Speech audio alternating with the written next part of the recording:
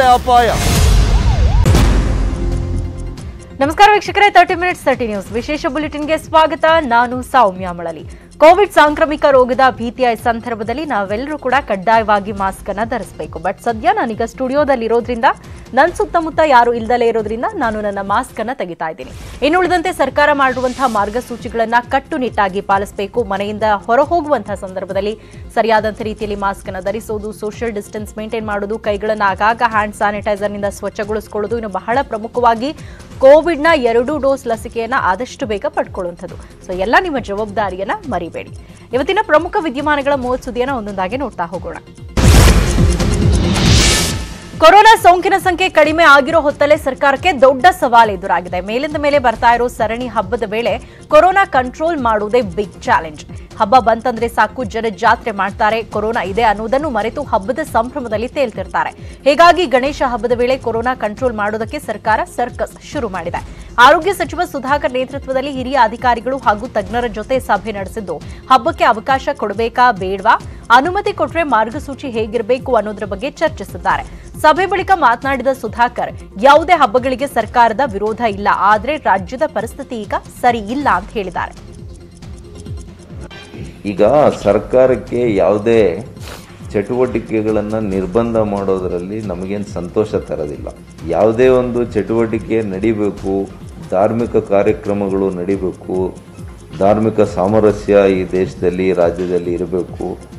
ಅದೇನೇ ನಮ್ಮ beauty of democracy of this country. But situation is bad. ಇವತ್ತಿನ ಪರಿಸ್ಥಿತಿಗೆ ಅನುಗುಣವಾಗಿ ಸರ್ಕಾರಗಳು ತೀರ್ಮಾನ ತೆಗೆದುಕೊಳ್ಳುತ್ತವೆ. ಎಲ್ಲರ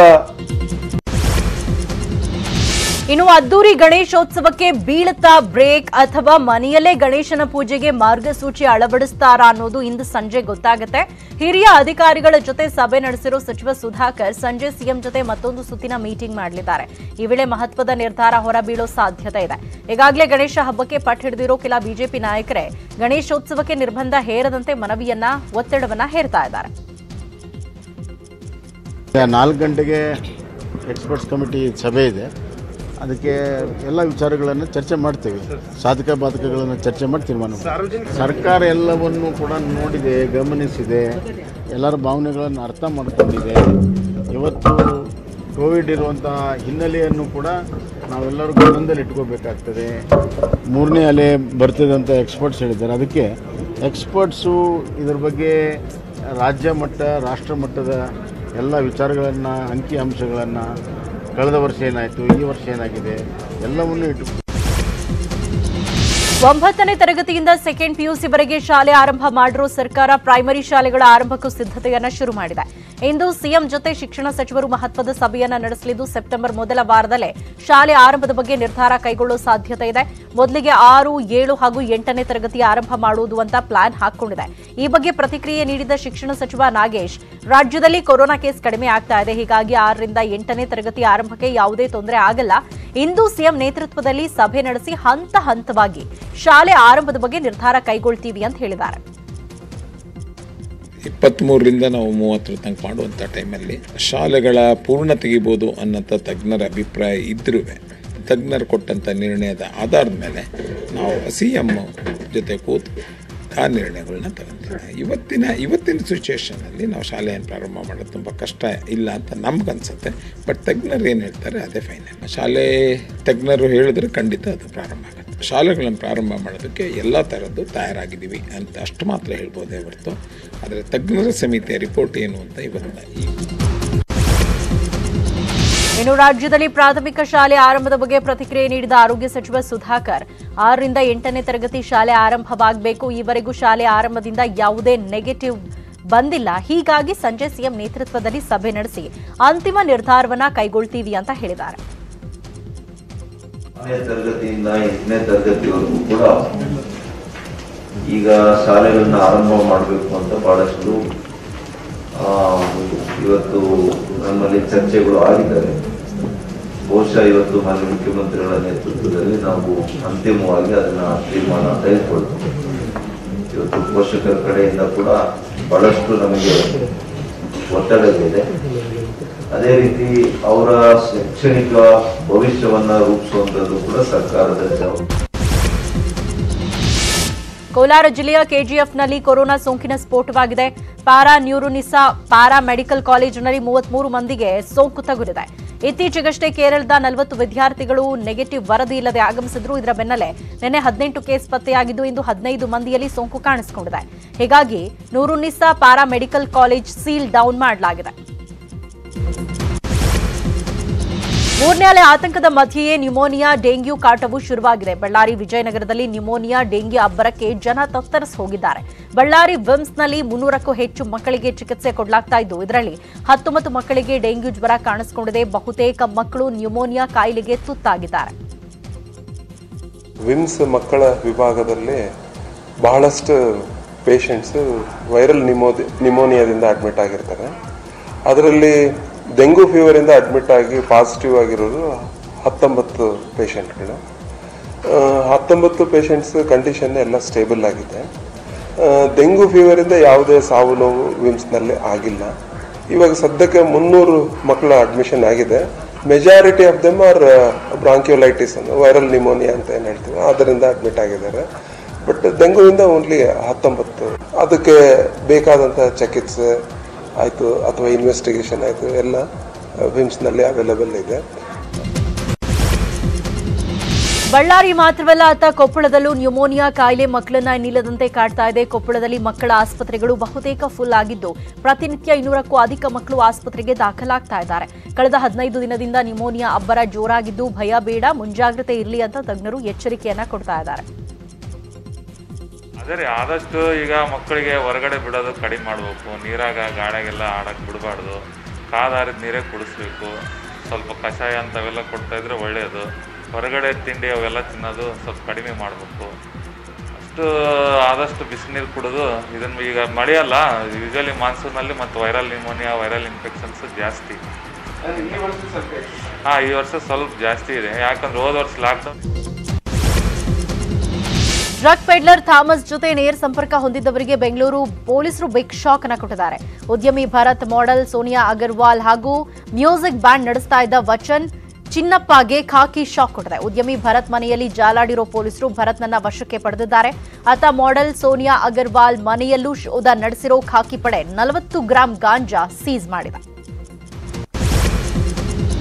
ಮಂಗಳೂರಿನ ಕೊಣಾಜಿಯಲ್ಲಿರುವ ವಿಶ್ವವಿದ್ಯಾಲಯದ ವಿದ್ಯಾರ್ಥಿಗಳು ರಾಷ್ಟ್ರೀಯ ಶಿಕ್ಷಣ ನೀತಿ ವಿರುದ್ಧ ಸಿಡಿದೆದ್ದಿದ್ದಾರೆ. ಇಂದು ವಿವಿಯಲ್ಲಿ ರಾಷ್ಟ್ರೀಯ ಶಿಕ್ಷಣ ನೀತಿ ಉದ್ಘಾಟನಾ ಸಮಾರಂಭ ಏರ್ಪಡಿಸಲಾಗಿತ್ತು. ಇದರ ವಿರುದ್ಧ ಮಂಗಳ ಗಂಗೋತ್ರಿ ಆವರಣದಲ್ಲಿ ಪ್ರತಿಭಟನೆ ನಡೆಸಿದ್ರು. ವಿದ್ಯಾರ್ಥಿಗಳ ಪ್ರೊಟೆಸ್ಟ್ ಜೋರಾಗ್ತಿದ್ದಂತೆ ಸ್ಥಳಕ್ಕೆ ಬಂದ ಪೊಲೀಸರು 50ಕ್ಕೂ ಹೆಚ್ಚು ಮಂದಿ ವಿದ್ಯಾರ್ಥಿಗಳನ್ನು ವಶಕ್ಕೆ ಪಡೆದಿದ್ದಾರೆ. ದೇಶದ್ರೋಹಿ ಘೋಷಣೆ ಕೂಗಿದ ಆರೋಪದಲ್ಲಿ ಬಳ್ಳಾರಿ ಜಿಲ್ಲೆ ಸಿರುಗುಪ್ಪಾದ ಯುವಕನನ್ನ ಬಂಧಿಸುವಂತೆ ಹಿಂದೂಪರ ಸಂಘಟನೆಗಳು ಪ್ರತಿಭಟನೆಗಿಳಿದಿವೆ. ದೇಶದ್ರೋಹಿ ಹೇಳಿಕೆಯ ವಿಡಿಯೋವನ್ನ ವಾಟ್ಸ್ಆಪ್ ಸ್ಟೇಟಸ್ಗೆ ಹಾಕಿದ್ದಾನೆ. ಈತನನ್ನ ಕೂಡಲೇ ಬಂಧಿಸಬೇಕು ಅಂತ ಆಕ್ರೋಶ ವ್ಯಕ್ತಪಡಿಸಿದ್ದಾರೆ. ಈ ವೇಳೆ ಸ್ಥಳಕ್ಕೆ ಬಂದ ಪೊಲೀಸರ ಜೊತೆಗೂ ಕೆಲ ಕಾಲ ವಾಗ್ವಾದ ನಡೆಸಿತು. ಮೈಸೂರು ಗ್ಯಾಂಗ್ ರೇಪ್ ಪ್ರಕರಣದ ಆರೋಪಿಗಳಿಗೆ ಮಂಪರು ಪರೀಕ್ಷೆ ನಡೆಸುವ ಸಾಧ್ಯತೆ ಇದೆ. ಅತ್ಯಾಚಾರ ಪ್ರಕರಣ ಆರೋಪಿಗಳು ಮತ್ತಷ್ಟು ದುಷ್ಕೃತ್ಯದಲ್ಲಿ ಭಾಗಿಯಾಗಿರೋ ಸಾಧ್ಯತೆ ಇದೆ. ಹೀಗಾಗಿ ಹೆಚ್ಚಿನ ಮಾಹಿತಿ ಕಲೆ ಹಾಕೋದಕ್ಕೆ ಎಲ್ಲ 5 ಆರೋಪಿಗಳಿಗೆ ಮಂಪರು ಪರೀಕ್ಷೆ ಮಾಡೋದಕ್ಕೆ ಪೊಲೀಸರು ಪ್ಲಾನ್ ಮಾಡಿದ್ದಾರೆ. ವಿಜಯಪುರ ಜಿಲ್ಲೆಯ ಸಿಂದಗಿ ಪೊಲೀಸ್ ಠಾಣೆಯಲ್ಲಿ ನಡೆದಿದ್ದ ಆರೋಪಿ ಆತ್ಮಹತ್ಯೆ ಪ್ರಕರಣ ಸಂಬಂಧ ಪಿಎಸ್ಐ ಸೇರಿ 5 ಸಿಬ್ಬಂದಿಯನ್ನ ಅಮಾನತು ಮಾಡಲಾಗಿದೆ. ಪಿಎಸ್ಐ ಸಂಗಮೇಶ್ ಹೊಸಮನಿ, ಎನ್ಬಿ ನಾಡ್, ಗುರುರಾಜ್ ಮಾಶ್ಯಾಳ್, ಆನಂದ್ ಪಾಟೀಲ್, ಪಿಎಸ್ ಪಟ್ಟದ್ರನ್ನ ಕರ್ತವ್ಯ ಲೋಪದ ಹಿನ್ನೆಲೆಯಲ್ಲಿ ಅಮಾನತು ಮಾಡಿ ಎಸ್ಪಿ ಆನಂದ್ ಕುಮಾರ್ ಆದೇಶ ಹೊರಡಿಸಿದ್ದಾರೆ. ಸಿಂದಗಿ ಪೊಲೀಸ್ ಠಾಣೆಯಲ್ಲಿ ಒಬ್ಬ ರೇಪ್ ಕೇಸನ್ನು ಆರೋಪಿ ದೇವೇಂದ್ರಪ್ಪ ಸಂಗೋಗಿ ಅನ್ನುವಂಥ ವ್ಯಕ್ತಿಯನ್ನು ಅರೆಸ್ಟ್ ಮಾಡಿ ಕರೆದುಕೊಂಡು ಬರಲಾಗಿತ್ತು. ಆ ವ್ಯಕ್ತಿ ಠಾಣೆಯ ಲಾಕಪ್ನಲ್ಲಿ ಬೆಳಗಿನ ಜಾವ ಆತ್ಮಹತ್ಯೆಗೆ ಪ್ರಯತ್ನ ಮಾಡಿದಂಥ ಒಂದು ಪ್ರಕರಣ ಬೆಳಕಿಗೆ ಬಂದಿತ್ತು. ಅವನಿಗೆ ಆತ್ಮಹತ್ಯೆಗೆ ಅನುಕೂಲಕರವಾದಂತಹ ವಸ್ತುಗಳನ್ನು ಅಲ್ಲಿ ಅವನ ಕೈಗೆ ಸಿಗುವಂಥ ರೀತಿಯಲ್ಲಿ ಇಟ್ಟಿದ್ದರಿಂದ ನಾವು ಬೆಂಗಳೂರಿನ ಹಲವು ಉಗ್ರರ ಕೃತ್ಯಗಳನ್ನ ಎಟಿಸಿ ಅಧಿಕಾರಿಗಳು ಬೆನ್ನಟ್ಟಿದ್ದಾರೆ. ಚಿನ್ನಸ್ವಾಮಿ ಸ್ಟೇಡಿಯಂ ಸ್ಫೋಟದ ತನಿಖೆಯನ್ನ ನಡೆಸಲಾಗ್ತಾ ಇದ್ದು ನಾಪತ್ತೆಯಾದವರ ಬಗ್ಗೆ ಜೈಲಿನಲ್ಲಿರೋ ಆರೋಪಿಗಳಿಂದ ಮಾಹಿತಿಯನ್ನ ಕಲೆ ಹಾಕ್ತಿದ್ದಾರೆ. ಬಾಂಬ್ ಬ್ಲಾಸ್ಟ್ ಕೇಸ್ನಲ್ಲಿ ಇನ್ನೂ 9 ಮಂದಿ ನಾಪತ್ತೆಯಾಗಿದ್ದು ಇವರೆಲ್ಲ ದೇಶ ತೊರೆದಿರುವ ಶಂಕೆ ವ್ಯಕ್ತವಾಗಿದೆ. ಹೀಗಾಗಿ ಈ ಬಗ್ಗೆ ಜೈಲಿನಲ್ಲಿರೋ ಆರೋಪಿಗಳನ್ನ ಎಟಿಸಿ ಅಧಿಕಾರಿಗಳು ವಿಚಾರಣೆ ನಡೆಸಿದ್ದಾರೆ. ರಾಜ್ಯದಲ್ಲಿರೋ 3 NIA ಘಟಕಗಳು ಆಟಕ್ಕುಂಟು ಲೆಕ್ಕಕ್ಕಿಲ್ಲ ಎನ್ನುವಂತಾಗಿದೆ. ಯಾಕಂದ್ರೆ ಮೂಲಭೂತ ಸೌಕರ್ಯಗಳಿಲ್ಲದೆ ಯಾವುದೇ ಕೆಲಸವೂ ಆಗ್ತಾ ಇಲ್ಲ. ಬೆಂಗಳೂರಲ್ಲೇ NIA ಇದ್ರೂ ಸಹ ದೆಹಲಿ ಚೆನ್ನೈ ಟೀಮ್ನಿಂದಲೇ ದಾಳಿ ನಡೀತಾ ಇದೆ. ರಾಜ್ಯದಲ್ಲಿ IST, IB, SWAT ತನಿಖಾ ಬಲ ಕಳೆದುಕೊಂಡಿದ್ದು ನಾಮಕಾವಸ್ಥೆಗೆ ಮಾತ್ರ ಇದ್ದಂತಿದೆ. ಹೀಗಾಗಿ ರಾಜ್ಯದಲ್ಲಿ ಪ್ರತ್ಯೇಕ ಸಂಸ್ಥೆ ಸ್ಥಾಪಿಸಲು ಹಿರಿಯ ಅಧಿಕಾರಿಗಳೇ ಸರ್ಕಾರಕ್ಕೆ ಒತ್ತಾಯ ಮಾಡ್ತಿದ್ದಾರಂತೆ. ತುಮಕೂರಲ್ಲಿ ದನ ಕಾಯ್ತಾ ಇದ್ದ ಮಹಿಳೆ ಕೊಲೆ ಪ್ರಕರಣದ ಆರೋಪಿಗಳ ಬಂಧನಕ್ಕೆ ಒತ್ತಾಯಿಸಿ ಪ್ರತಿಭಟನೆ ನಡೆಸಲಾಯಿತು. ತುಮಕೂರು ಟೌನ್ ಹಾಲ್ ಸರ್ಕಲ್ನಿಂದ ಜಿಲ್ಲಾಧಿಕಾರಿ ಕಚೇರಿವರೆಗೂ ಅಗ್ನಿವಂಶ ಕ್ಷತ್ರಿಯ ಸಮಾಜದವರು ಬೃಹತ್ ಪ್ರತಿಭಟನೆಯನ್ನ ನಡೆಸಿದ್ರು. ಕಿಡಿಗೇಡಿಗಳ ಪ್ರತಿಕೃತಿ ನೇಣು ಬಿಗಿದು ಮೆರವಣಿಗೆಯನ್ನ ನಡೆಸಲಾಯಿತು. ಘಟನೆ ನಡೆದು 5 ದಿನ ಆದರೂ ಇನ್ನೂ ಅಪರಾಧಿಗಳನ್ನ ಬಂಧಿಸಿಲ್ಲ. ಶೀಘ್ರವೇ ಆರೋಪಿಗಳನ್ನ ಬಂಧಿಸಬೇಕು ಅಂತ ಆಗ್ರಹ ಮಾಡಿದ್ದಾರೆ. ಕ್ಷುಲ್ಲಕ ಕಾರಣಕ್ಕೆ ಮಚ್ಚಿನಿಂದ ಹಲ್ಲೆ ಮಾಡಿರುವ ಘಟನೆ ಹಾಸನದಲ್ಲಿ ನಡೆದಿದೆ. ಹಾಸನ ಹೊರವಲಯದ ರಾಜ್ಕುಮಾರ್ ಬಡಾವಣೆಯಲ್ಲಿ ಈ ಘಟನೆಯಾಗಿದೆ. ಶಾಹಿದ್ ಮಚ್ಚಿನಿಂದ ಹಲ್ಲೆ ಮಾಡಿದ್ದು ಶಿರು ಎಂಬಾತನಿಗೆ ಸಣ್ಣ ಪುಟ್ಟ ಗಾಯಗಳಾಗಿದೆ.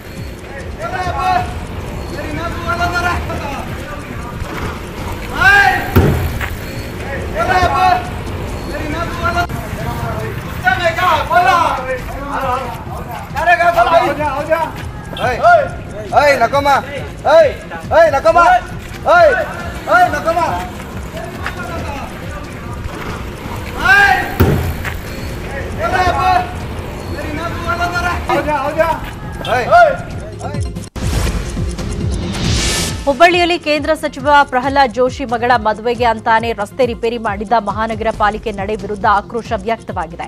ಈ ಹಿಂದೆ ರಸ್ತೆ ಕಾಮಗಾರಿ ನಡೆಸುವಂತೆ ಸಾರ್ವಜನಿಕರು ಹಲವು ಬಾರಿ ಮನವಿಯನ್ನ ಮಾಡಿದ್ರೂ ಅಧಿಕಾರಿಗಳು ಮಾತ್ರ ಕ್ಯಾರೆ ಎಂದಿರಲಿಲ್ಲ.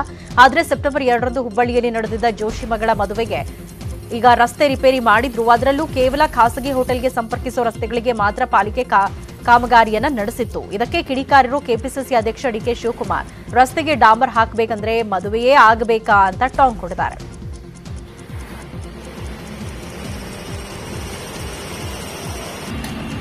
ನಾವೀಗ ದೃಶ್ಯಗಳಲ್ಲಿ ನೋಡ್ತಾ ಇದ್ದೀವಿ. ಕೇಂದ್ರ ಸಚಿವ ಪ್ರಹ್ಲಾದ್ ಜೋಶಿ ಅವರ ಮಗಳ ಮದುವೆಗೆ ರಸ್ತೆ ರಿಪೇರಿಯನ್ನ ಪಾಲಿಕೆಯಿಂದ ಮಾಡಲಾಗಿದೆ. ಇದು ಅಲ್ಲಿನ ಸಾರ್ವಜನಿಕರ ಆಕ್ರೋಶಕ್ಕೆ ಕಾರಣವಾಗಿರುವಂತದ್ದು. ನಾವು ಎಷ್ಟು ಬಾರಿ ಮನವಿ ಮಾಡಿದ್ರೂ ಕೂಡ ರಸ್ತೆ ರಿಪೇರಿ ಇಲ್ಲಾಗೋದಿಲ್ಲ. ಆದ್ರೆ ಕೇಂದ್ರ ಸಚಿವರ ಮಗಳ ಮದುವೆ ಅಂದ ತಕ್ಷಣ ಅದರಲ್ಲೂ ಕೂಡ ಈ ಮದುವೆ ಕಾರ್ಯ ಎಲ್ಲಿ ನಡೀತಾ ಇದೆ ಆ ಹೋಟೆಲ್ಗೆ ಸಂಪರ್ಕ ಮಾಡುವಂತಹ ರಸ್ತೆಗಳಿಗೆ ಮಾತ್ರ ಇವರು ಡಾಂಬರನ್ನ ಹಾಕಿದ್ದಾರೆ ಅನ್ನುವಂತಹ ಆಕ್ರೋಶ ವ್ಯಕ್ತವಾಗ್ತಾ ಇದೆ. ಈ ಒಂದು ಘಟನೆಯನ್ನ ಕೆಪಿಸಿಸಿ ಅಧ್ಯಕ್ಷ ಡಿಕೆ ಶಿವಕುಮಾರ್ ಅವರು ಕೂಡ ಖಂಡಿಸಿರುವಂತದ್ದು. ಅಂದ್ರೆ ರಸ್ತೆಗೆ ಡಾಂಬರ್ ಹಾಕಬೇಕು ಅಂತಂದ್ರೆ ಮದುವೆನೇ ಆಗ್ಬೇಕಾ ಅಂತ ಟಾಂಗ್ ಕೊಟ್ಟಿದ್ದಾರೆ. ಅಲ್ಲದೆ ಇದು ಸ್ಥಳೀಯರ ಆಕ್ರೋಶಕ್ಕೂ ಕೂಡ ಕಾರಣವಾಗಿದೆ. ಈಗ ಮಳೆ ಬಂದಂತಹ ಸಂದರ್ಭದಲ್ಲಿ ರಸ್ತೆಗಳೆಲ್ಲ ಕಿತ್ತು ಹೋಗಿರುತ್ತೆ, ಗುಂಡಿಗಳಿಂದ ಸಾಕಷ್ಟು ಸಮಸ್ಯೆ ಆಗ್ತಾ ಇರುತ್ತೆ ವಾಹನ ಸವಾರರಿಗೆ. ರಸ್ತೆ ರಿಪೇರಿ ಮಾಡಿ ಅಂತಂದ್ರೂ ಕೂಡ ಪಾಲಿಕೆ ಇದ್ರ ಬಗ್ಗೆ ತಲೆ ಕೆಡಿಸ್ಕೊಂಡಿರೋದಿಲ್ಲ. ಆದ್ರೆ ಕೇಂದ್ರ ಸಚಿವರ ಮಗಳ ಮದುವೆ ನಿಮಿತ್ತ ಇದೀಗ ಆ ಒಂದು ರೋಡ್ಗಳಿಗೆ ಅಂದ್ರೆ ಆ ಹಾಲ್ ಏನಿದೆ ಆ ಹೋಟೆಲ್ಗೆ ಸಂಪರ್ಕ ಮಾಡುವಂತಹ ರಸ್ತೆಗಳಿಗೆ ಇದೀಗ ಡಾಂಬರ್ ಹಾಕಿರುವಂತದ್ದು ಸ್ಥಳೀಯರ ಆಕ್ರೋಶಕ್ಕೆ ಕಾರಣವಾಗಿದೆ. ಹುಬ್ಬಳ್ಳಿ ಧಾರವಾಡ ಅವಳಿ ನಗರದಲ್ಲಿ 10 ಹೋರಾಟಗಳ ಮಾಡಿ ಸ್ಮಾರ್ಟ್ ಸಿಟಿ ಅಡಿಯಲ್ಲಿ ತೆಗ್ಗು ಗುಂಡಿಗಳನ್ನು ಮುಚ್ಚಲಿಕ್ಕೆ 10 ಬಾರಿ ಜಿಲ್ಲಾಧಿಕಾರಿಗಳಿಗೆ ಮಹಾನಗರ ಪಾಲಿಕೆ ಅಧಿಕಾರಿಗೆ ಸ್ಮಾರ್ಟ್ ಸಿಟಿಯವರಿಗೆ ಮನವಿ ಕೊಟ್ಟರು ಕೂಡ ಆ ಮನವಿಗೆ ಯಾವುದೇ ರೀತಿ ಸರ್ಕಾರ ಸ್ಪಂದನೆ ಕೊಟ್ಟಿಲ್ಲ. ಇವತ್ತು ಸಂಸದರ ಮಗಳ ಮದುವೆ ಇದೆ. ಅವರ ಮಗಳ ಮದುವೆಗೆ ನಮ್ಮದೆಲ್ಲ ಆಟೋ ರಿಕ್ಷಾ ಚಾಲಕರ ಪರವಾಗಿ ನಾವು ಶುಭ ಕೋರ್ತೇವೆ. ಆದರೆ ಇವತ್ತು ಸೆಂಟ್ರಲ್ ಮಿನಿಸ್ಟ್ರುಗಳು ಸೆಂಟ್ರಲ್ ಅಧಿಕಾರಿಗಳು ಬರ್ತಾರಂತೇಳಿ ಅಲ್ಲೇ ಇಲ್ಲೇ ಏರ್ಪೋರ್ಟ್ ರಸ್ತೆ ಇರ್ಬೋದು, ಇವತ್ತು ಕೇಶಾಪುರ ರಸ್ತೆಯಲ್ಲಿ ಇರ್ಬೋದು, ಇವತ್ತು ಧಾರವಾಡ ರಸ್ತೆಗಳಿರ್ಬೋದು, ತ್ಯಾಪಿ ಮುಚ್ಚುವಂಥ ಕೆಲಸ ಅಧಿಕಾರಿಗಳು ಮಾಡ್ತಾ ಇದ್ದಾರೆ. ಇದು ಎಷ್ಟರ ಮಟ್ಟಿಗೆ ಸರಿ? ಹುಬ್ಬಳ್ಳಿ ಧಾರವಾಡ ಅವಳಿ ನಗರದಲ್ಲಿ ಸತತವಾಗಿ ಪ್ರಯತ್ನ ಮಾಡಿ ಹೋರಾಟ ಮಾಡಿದ್ರು ಯಾವುದೇ ರೀತಿ ತೆಗ್ಗು ಗುಂಡಿಗಳು ರಸ್ತೆಗಳು ಅಲ್ಲೇ ಧೂಳುಗಳ ಮುಕ್ತ ಹುಬ್ಬಳ್ಳಿ ಮಾಡಬೇಕಾಗಿದೆ. ಇಂಥ ಕೆಲಸ ಕಾರ್ಯ ಈಗ 8 ತಿಂಗಳು 10 ತಿಂಗಳು ಮಾಡಿಲ್ಲ. ಇವತ್ತು ಮಿನಿಸ್ಟ್ರು ಬರ್ತಾ ಇದ್ದಾರೆ, ಕೇಂದ್ರ ಮಿನಿಸ್ಟ್ರುಗಳು ಮದುವೆಗೆ ಬರ್ತಾ ಇರೋ ಅನ್ನುವಂಥ ಅಬ್ಬರದಲ್ಲಿ ತರಾತುರಿಯಲ್ಲಿ ನೀರು ಹೊಡೆದು ಸ್ವಚ್ಛ ಮಾಡಿ ಟ್ಯಾಪಿ ಮುಚ್ಚುವಂಥ ಕೆಲಸ ಮಾಡ್ತಿದ್ದಾರೆ. ಇದು ಖಂಡನೀಯ. ಹಲವು ಲೆಕ್ಕಾಚಾರಗಳೊಂದಿಗೆ ರಾಜ್ಯ ಬಿಜೆಪಿ ಉಸ್ತುವಾರಿ ಅರುಣ್ ಸಿಂಗ್ ರಾಜ್ಯಕ್ಕೆ ಎಂಟ್ರಿ ಕೊಡ್ತಾ ಇದ್ದಾರೆ. ಸೆಪ್ಟೆಂಬರ್ 3ರವರೆಗೆ ರಾಜ್ಯ ಪ್ರವಾಸ ಕೈಗೊಳ್ಳಲಿರೋ ಅರುಣ್ ಸಿಂಗ್ ಹಳೆ ಮೈಸೂರು ಭಾಗವನ್ನೇ ಟಾರ್ಗೆಟ್ ಮಾಡಿದಂತಿದೆ. ಈ ಭಾಗದಲ್ಲಿ ಹೆಚ್ಚು ಪಕ್ಷ ಸಂಘಟನೆ ಮಾಡಬೇಕು ಅಂತ ಕಮಲ ನಾಯಕರು ಪ್ಲಾನ್ ಮಾಡಿದ್ದು ಇಂದು ಸಂಜೆ ಮೈಸೂರಿನಲ್ಲಿ ವಾಸ್ತವ್ಯ ಹೂಡಲಿದ್ದಾರೆ. ಅಲ್ಲದೆ ಮೈಸೂರು, ಚಾಮರಾಜನಗರ, ಮಂಡ್ಯ, ಹಾಸನದಲ್ಲಿ ಅರುಣ್ ಸಿಂಗ್ ಸಭೆಯನ್ನ ನಡೆಸಲಿದ್ದಾರೆ. ಈ ಮೂಲಕ ಮುಂದಿನ ಚುನಾವಣೆಗೆ ಕಾರ್ಯಕರ್ತರು ಹಾಗೂ ನಾಯಕರನ್ನ ಹುರಿದುಂಬಿಸಲಿದ್ದಾರೆ. ಹುಬ್ಬಳ್ಳಿ ಮಹಾನಗರ ಪಾಲಿಕೆ ಚುನಾವಣೆ ಕಾವು ದಿನೇ ದಿನೇ ರಂಗೇರ್ತಾ ಇದ್ದಂತೆ ಕಾಂಗ್ರೆಸ್ ಪಾಳ್ಯಕ್ಕೆ ಬಂಡಾಯದ ಬಿಸಿ ಶುರುವಾಗಿದೆ. ಹೀಗಾಗಿ ಅಧಿಕೃತ ಅಭ್ಯರ್ಥಿಗಳ ವಿರುದ್ಧ ಬಂಡೆದ್ದವರಿಗೆ ಬಿಸಿ ಮುಟ್ಟಿಸೋದಕ್ಕೆ ಕಾಂಗ್ರೆಸ್ ಪ್ಲಾನ್ ಮಾಡಿದೆ. 28 ವಾರ್ಡ್ಗಳ 32 ಬಂಡಾಯ ಅಭ್ಯರ್ಥಿಗಳನ್ನು ಅಮಾನತು ಮಾಡಲಾಗಿದ್ದು, ಬಂಡಾಯ ಅಭ್ಯರ್ಥಿಗಳನ್ನು ಬೆಂಬಲಿಸುವವರ ವಿರುದ್ಧವೂ ಕಠಿಣ ಕ್ರಮ ಕೈಗೊಳ್ಳುವುದಕ್ಕೆ ಮುಂದಾಗಿದೆ.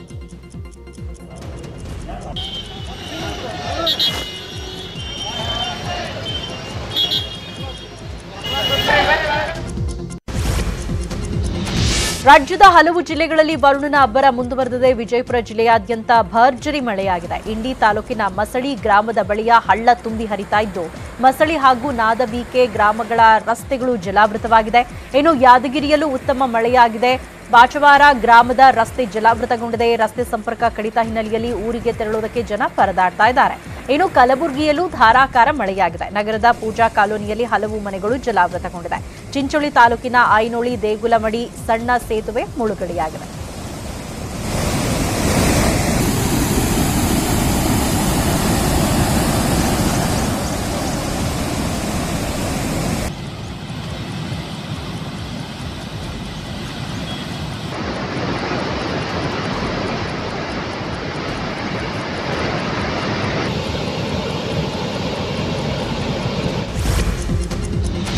ಉಳಿದ ಪ್ರಮುಖ ಸುದ್ದಿ ನೋಡೋಣ ಚಿಕ್ಕ ಬ್ರೇಕ್ ಆದ್ಮೇಲೆ.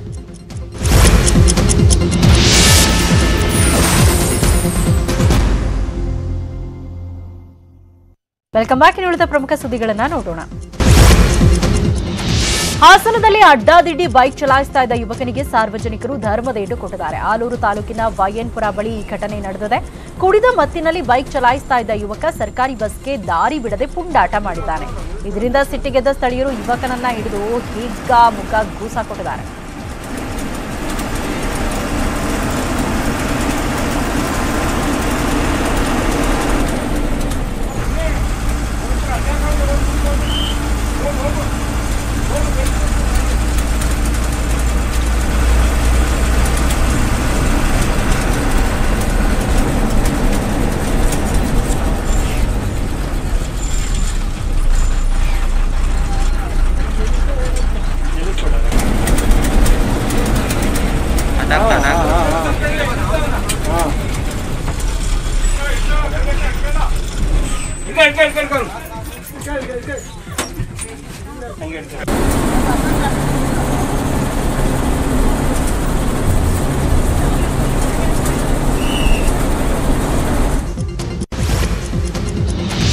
ಕಟ್ಟಡ ನಿರ್ಮಾಣದ ಹೆಸರಲ್ಲಿ ಮರಗಳ ಮಾರಣ ಹೋಮಕ್ಕೆ ರಾಯಚೂರಲ್ಲಿ ಸಿದ್ಧತೆ ಮಾಡಲಾಗಿದೆ. ಮಾನ್ವಿ ಪಟ್ಟಣದ ಬಾಲಕರ ಹೊಸ ವಸತಿ ನಿಲಯದ ಹೆಸರಿನಲ್ಲಿ ಅರಳಿ ಮರಕ್ಕೆ ಕೊಡಲಿ ಹಾಕಲು ಅಧಿಕಾರಿಗಳು ಸಿದ್ಧತೆಯನ್ನ ಮಾಡಿದ್ದಾರೆ.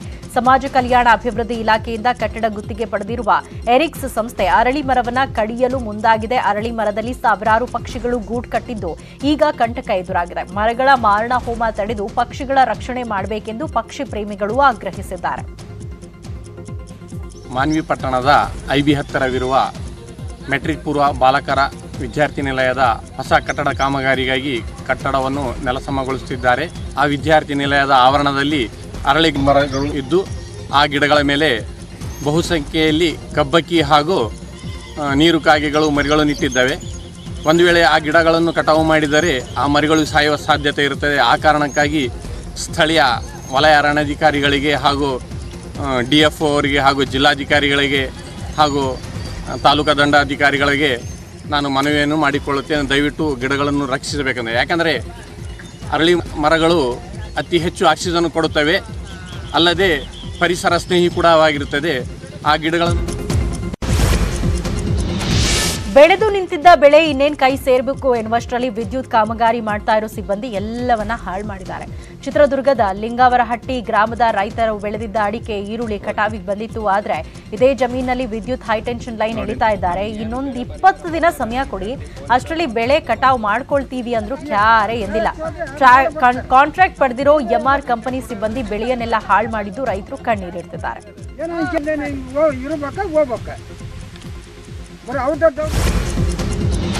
ಉಡುಪಿಯ ಕೃಷ್ಣ ಮಠದಲ್ಲಿ ಸರಳ ಕೃಷ್ಣ ಜಯಂತಿ ಆಚರಿಸಲಾಗ್ತಾ ಇದೆ. ಕೋವಿಡ್ನಿಂದಾಗಿ ಸರಳ ಆಚರಣೆಗೆ ಒತ್ತು ನೀಡಲಾಗಿದ್ದು ಬೆಳಗ್ಗೆಯಿಂದಲೇ ಕೃಷ್ಣನ ದರ್ಶನ ಪಡೆಯಲು ಭಕ್ತರು ಆಗಮಿಸುತ್ತಿದ್ದಾರೆ. ಕನಕ ಕಿಂಡಿ ಮೂಲಕ, ನವಗ್ರಹ ಕಿಂಡಿ ಮೂಲಕ ಕೃಷ್ಣನನ್ನ ಕಣ್ತುಂಬಿಕೊಳ್ತಾ ಇದ್ದಾರೆ. ರಥಬೀದಿ ಸುತ್ತ ಗುರ್ಜಿಗಳ ತಯಾರಿ ಮಾಡಲಾಗ್ತಾ ಇದೆ. ಲೀಲೋತ್ಸವದಂದು ಗೊಲ್ಲರು ಗುರ್ಜಿಗಳಡಿ ಮೊಸರು ಕುಡಿಕೆ ಒಡೆಯಲಿದ್ದಾರೆ. ಮಠದ ಧಾರ್ಮಿಕ ಕಾರ್ಯಕ್ರಮಗಳಲ್ಲಿ ಸ್ವಾಮೀಜಿಗಳು ಮತ್ತು ಸಿಬ್ಬಂದಿಗಳಿಗೆ ಅವಕಾಶ ಕೊಡಲಾಗಿದೆ. ಮಠದಲ್ಲಿ ನಿರಂತರ ಭಜನೆ ನಡೆಯಲಿದೆ. ಅಲ್ಲದೆ ಇಂದು ರಾತ್ರಿ 12:30 ನಂತರ ಕೃಷ್ಣ ದೇವರಿಗೆ ಅರ್ಘ್ಯ ಪ್ರದಾನ ಮಾಡಲಾಗುತ್ತೆ. ಅಫ್ಘಾನಿಸ್ತಾನದಲ್ಲಿ ತಾಲಿಬಾನ್ ಆಡಳಿತ ಶುರುವಾಗಿದ್ದು ತಾಲಿಬಾನ್ ನಾಯಕ ಶೇರ್ ಮೊಹಮ್ಮದ್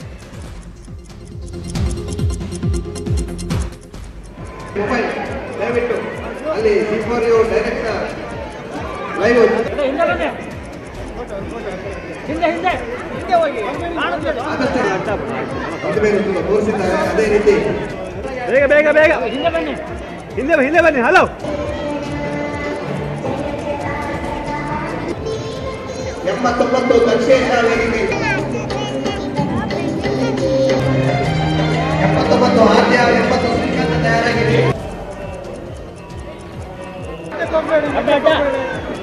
ಹಲೋ, ಹಿಂದೆ ಬನ್ನಿ. ಹಲೋ, ಮತ್ತೆ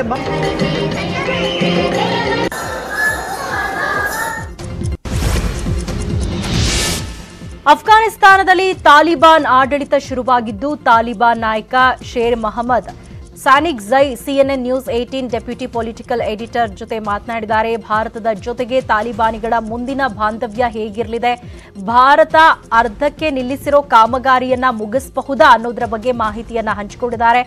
ನೆರೆ ದೇಶಗಳೊಂದಿಗೆ ಉತ್ತಮ ಬಾಂಧವ್ಯ ಇರಲಿದೆ. ವಿದೇಶಾಂಗ ನೀತಿಯಲ್ಲಿ ಯಾವುದೇ ಗೊಂದಲವಿಲ್ಲ. ವಿಶ್ವದ ಎಲ್ಲಾ ದೇಶಗಳ ಜೊತೆಗೂ ಉತ್ತಮ ಸಂಬಂಧವನ್ನ ಹೊಂದೇವೆ ಅಂತ ತಾಲಿಬಾನಿ ನಾಯಕ ಹೇಳಿಕೊಂಡಿದ್ದಾರೆ.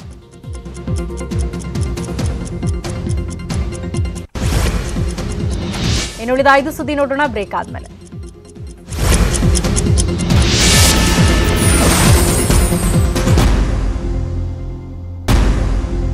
Welcome back. ಇನ್ನುಳಿದ 5 ಸುದ್ದಿಯನ್ನ ನೋಡೋಣ. ಅಫ್ಘಾನಿಸ್ತಾನದಲ್ಲಿ ತಾಲಿಬಾನಿಗಳು ಸುದ್ದಿ ವಾಹಿನಿಯೊಂದರ ಕಚೇರಿಗೆ ನುಗ್ಗಿ ಅಲ್ಲಿ ಸ್ಟುಡಿಯೋದಲ್ಲಿ ಸುದ್ದಿ ಓದ್ತಾ ಇದ್ದ ನಿರೂಪಕನ ಹಿಂದೆ ಗನ್ ಹಿಡಿದು ನಿಂತು ಹೆದರಿಸಿರುವ ವಿಡಿಯೋವೊಂದು ಸಿಕ್ಕಾಪಟ್ಟೆ ವೈರಲ್ ಆಗಿದೆ. ಆ ನಿರೂಪಕನ ಸುತ್ತ 6ರಿಂದ 7 ಮಂದಿ ಶಸ್ತ್ರಸಜ್ಜಿತರು ನಿಂತಿದ್ದನ್ನ ವಿಡಿಯೋದಲ್ಲಿ ನೋಡಬಹುದು. ತಾಲಿಬಾನಿಗಳಿಗೆ ಹೆದರಬೇಡಿ ಎಂದು ನಿಮ್ಮ ಸುದ್ದಿ ವಾಹಿನಿ ಮೂಲಕ ಹೇಳು, ಇಸ್ಲಾಮಿಕ್ ಆಡಳಿತಕ್ಕೆ ಯಾರೂ ಭಯಪಡುವ ಅಗತ್ಯವಿಲ್ಲ ಅಂತ ಹೇಳು, ತಾಲಿಬಾನಿಗಳನ್ನ ಹೊಗಳು ಅಂತ ನಿರೂಪಕನಿಗೆ ಗನ್ ತೋರಿಸಿ ಬಲವಂತವಾಗಿ ಹೇಳಿಸಿದ್ದಾರೆ. ಪ್ಯಾರಾಒಲಿಂಪಿಕ್ನಲ್ಲಿ ಭಾರತ ಐತಿಹಾಸಿಕ ದಾಖಲೆ ನಿರ್ಮಿಸಿದೆ. 2020ರ ಪ್ಯಾರಾಒಲಿಂಪಿಕ್ಸ್ನಲ್ಲಿ ಭಾರತಕ್ಕೆ 7 ಪದಕ ಸಿಕ್ಕಿದೆ. ಶೂಟರ್ ಅವನಿ ಲೇಖರ ಚಿನ್ನ ಗೆದ್ದು ಬೀಗಿದ್ದಾರೆ. ಅಲ್ಲದೆ ಡಿಸ್ಕಸ್ ಥ್ರೋ ಹಾಗೂ ಜಾವ್ಲಿನ್ ಥ್ರೋನಲ್ಲಿ ಭಾರತಕ್ಕೆ 2 ಬೆಳ್ಳಿ ಲಭಿಸಿದೆ. ಡಿಸ್ಕಸ್ ಥ್ರೋನಲ್ಲಿ ಯೋಗೀಶ್ ಕುಟಿನಿಯಾ ಬೆಳ್ಳಿ ಗೆದ್ರೆ, ಜಾವ್ಲಿನ್ ಥ್ರೋನಲ್ಲಿ F45ನಲ್ಲಿ ದೇವೇಂದ್ರ ಬೆಳ್ಳಿ ಪದಕವನ್ನ ಗಳಿಸಿದ್ದಾರೆ. ಇನ್ನು ಕಂಚಿನ ಪದಕಕ್ಕೆ ಸುಂದರ್ ಸಿಂಗ್ ಮುತ್ತಿಟ್ಟಿದ್ದಾರೆ. ಇನ್ನು ಪ್ಯಾರಾಒಲಿಂಪಿಕ್ ಕ್ರೀಡಾಪಟುಗಳಿಗೆ ಪ್ರಧಾನಿ ಮೋದಿ ಅಭಿನಂದಿಸಿದ್ದಾರೆ. ಭಾರತದ ಆಲ್ರೌಂಡರ್ ಸ್ಟುವರ್ಟ್ ಬಿನ್ನಿ ಅಂತಾರಾಷ್ಟ್ರೀಯ ಹಾಗೂ ಮೊದಲ ದರ್ಜೆ ಕ್ರಿಕೆಟ್ಗೆ ನಿವೃತ್ತಿ ಘೋಷಿಸಿದ್ದಾರೆ. ಭಾರತದ ಪರ ಬಿನ್ನಿ ಈವರೆಗೂ ಒಟ್ಟು 6 ಟೆಸ್ಟ್ಗಳು, 14 ಏಕದಿನ ಪಂದ್ಯಗಳು, 3 T20 ಆಡಿದ್ದಾರೆ. ಬಾಂಗ್ಲಾದೇಶದ ವಿರುದ್ಧ ಏಕದಿನ ಪಂದ್ಯದಲ್ಲಿ 6-4 ದಾಖಲಿಸಿರುವುದನ್ನು ಸ್ಟುವರ್ಟ್ ಬಿನ್ನಿ ಅವರ ಅತ್ಯುತ್ತಮ ಸಾಧನೆ ಅಂತ ಹೇಳಬಹುದು. ನಿವೃತ್ತಿ ಘೋಷಿಸಿದ ಬಿನ್ನಿ, ಅಂತಾರಾಷ್ಟ್ರೀಯ ಮಟ್ಟದಲ್ಲಿ ನಾನು ದೇಶವನ್ನ ಪ್ರತಿನಿಧಿಸಿರುವುದು ಅತ್ಯಂತ ಸಂತೋಷದ ವಿಷಯವಾಗಿದೆ ಅಂತ ಹೇಳಿದ್ದಾರೆ. ಸೆಪ್ಟೆಂಬರ್ 10ಕ್ಕೆ ರಿಲೀಸ್ ಆಗಬೇಕಾಗಿದ್ದ ಬಜರಂಗಿ 2 ಸಿನಿಮಾಗೆ ಕೊರೋನಾ ಕರಿ ನೆರಳು ಬಿದ್ದಿದೆ. ಕೊರೋನಾ 3ನೇ ಅಲೆಯ ಭೀತಿ ಹಿನ್ನೆಲೆಯಲ್ಲಿ ಬಜರಂಗಿ 2 ಸಿನಿಮಾ ರಿಲೀಸ್ ಮುಂದೂಡಲಾಗಿದೆ. ಸೆಪ್ಟೆಂಬರ್ 1ಕ್ಕೆ ಟ್ರೇಲರ್ ರಿಲೀಸ್ ಮಾಡಲು ಪ್ಲಾನ್ ಮಾಡಿದ್ದ ಸಿನಿಮಾ ತಂಡ ಸೆಪ್ಟೆಂಬರ್ 10ಕ್ಕೆ ಸಿನಿಮಾ ರಿಲೀಸ್ ಮಾಡೋದಾಗಿ ಡೇಟ್ ಅನ್ನು ಅನೌನ್ಸ್ ಮಾಡಿತ್ತು. ಮುತ್ತೂಟ್ ಮಿನಿ ಕಂಪನಿಯಿಂದ 15ನೇ NCD ಬಿಡುಗಡೆ ಮಾಡಲಾಗಿದೆ. ತಲಾ ₹1,000 ಮುಖಬೆಲೆಯ NCDಯಿಂದ ಒಟ್ಟು ₹125 ಕೋಟಿ ಬಂಡವಾಳ ಹೂಡಿಕೆ ನಿರೀಕ್ಷಿಸಲಾಗಿದ್ದು 200 ಕೋಟಿವರೆಗೂ ಹೂಡಿಕೆಯ ನಿರೀಕ್ಷಣೆ ಇದೆ. ಹೂಡಿಕೆದಾರರಿಗೆ %10.22 ಲಾಭಾಂಶ ತರುವ ಸಾಧ್ಯತೆ ಇದೆ. ಸೆಪ್ಟೆಂಬರ್ 9ರವರೆಗೆ ಸಾರ್ವಜನಿಕರಿಗೆ ಡೆಬಿಂಚರ್ ಖರೀದಿಗೆ ಅವಕಾಶವನ್ನ ನೀಡಲಾಗಿದೆ. ಬಾಂಬೆ ಸ್ಟಾಕ್ ಎಕ್ಸ್ಚೇಂಜ್ನಲ್ಲಿ ನೋಂದಣಿಗೆ ಅವಕಾಶ ಇದ್ದು ಈಗಾಗಲೇ ಪ್ರಸ್ತಾವನೆ ಸಲ್ಲಿಸಲಾಗಿದೆ. ಕೇರ್ ರೇಟಿಂಗ್ನಲ್ಲಿ ಎನ್ಸಿಬಿ BBB ರೇಟಿಂಗ್ ಅನ್ನು ಗಳಿಸಿದೆ.